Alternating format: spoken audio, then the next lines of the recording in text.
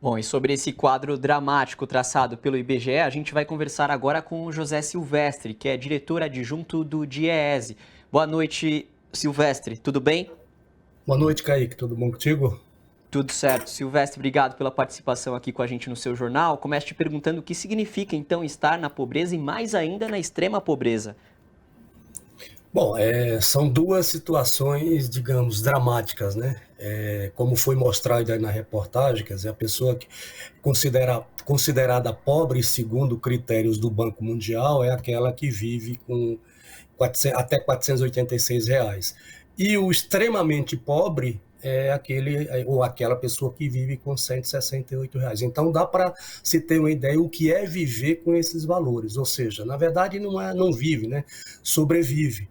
Então é de fato uma situação dramática, né? As pessoas que estão submetidas a viver com esses valores.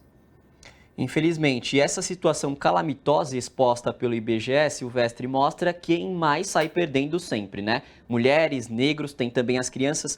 Por qual motivo?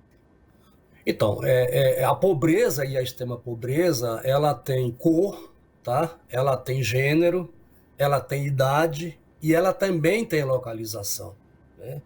É, e como os dados indicam, a situação mais dramática são exatamente aquela situação das mulheres, né?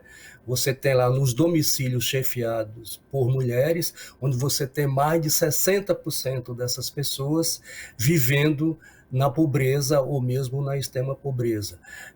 Da mesma forma, os pretos e pardos, né, segundo o próprio dado do IBGE, você tem ali um contingente grande, um percentual grande de pessoas, né, algo como 38% dos pobres e extremamente pobres estão entre os pretos e pardos. Isso é mais do dobro dos brancos, né?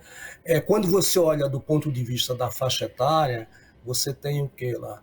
Quase 30% dos pobres são exatamente pessoas jovens, né, consideradas ali na faixa etária entre 15 e 29 anos. Né? E se você olha do ponto de vista geográfico, onde é que está localizada a pobreza? Exatamente no norte e principalmente no Nordeste, cujos percentuais de pobres são mais do dobro, por exemplo, da região Sudeste e da própria região Centro-Oeste. Então, esse é o quadro dramático que se aprofundou no Brasil nesse período recente, particularmente nesse governo. É correto atribuir grande parte dessa crise somente à pandemia de Covid? Não, na minha percepção, não. É claro que a pandemia, né, a crise da Covid, aprofundou essa situação, né? Mas não dá para debitar, digamos assim, essa conta na Covid.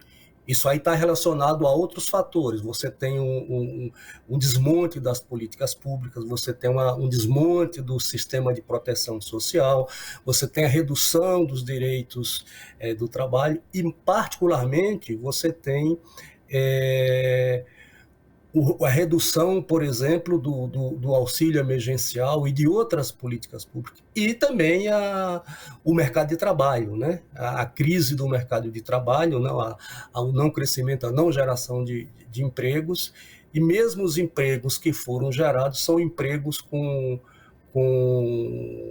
sem, com baixa qualificação e com baixa remuneração. Né? Então, é um conjunto, digamos assim, de fatores, né, que contribui efetivamente para esse quadro que a gente está enfrentando hoje do ponto de vista da pobreza e da extrema pobreza.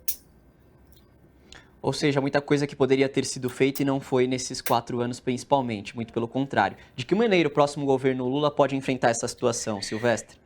Então, eu acho que aí tem duas, digamos, eu imagino que o novo governo, né, deve enfrentar, aliás, o próprio presidente Lula já afirmou e reafirmou o compromisso dele, ou seja, o contrato com a população brasileira mais pobre, de retomar as políticas públicas, né, para reduzir a pobreza, reduzir a desigualdade, acabar com a miséria, né, acabar com a fome, que infelizmente voltou no país. E aí eu acho que tem dois caminhos.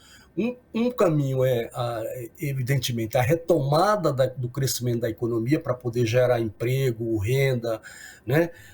E a outra é o investimento e a retomada das políticas públicas de proteção social, de direitos, né, de retomar alguns direitos dos trabalhadores que foram extintos, né, por conta da reforma trabalhista. Enfim, então eu acho que são esses duas questões fundamentais para a gente enfrentar o desafio de superar a pobreza e a extrema pobreza, e que me parece que é isso que o governo deve encaminhar. Aliás, a PEC da transição, que vai começar a tramitar no Congresso, já indica nesse sentido, né? Ou seja, retomar lá o Bolsa Família com o valor de R$600, mais 150 por criança menor de 7 anos, enfim. Então, eu acho que esse deve ser o caminho para... E, além disso, também, óbvio, você tem investimento em outras políticas, como a agricultura familiar, né? Retomar as políticas de segurança alimentar, enfim, tudo isso deve fazer parte do arcabouço que o governo deve propor aí para enfrentar essa situação. Perfeito. José Silvestre, diretor técnico adjunto do DIEESE, sempre bem-vindo aqui ao seu jornal. Obrigado. Ok, obrigado, Kaique. Uma boa noite. Uma boa noite.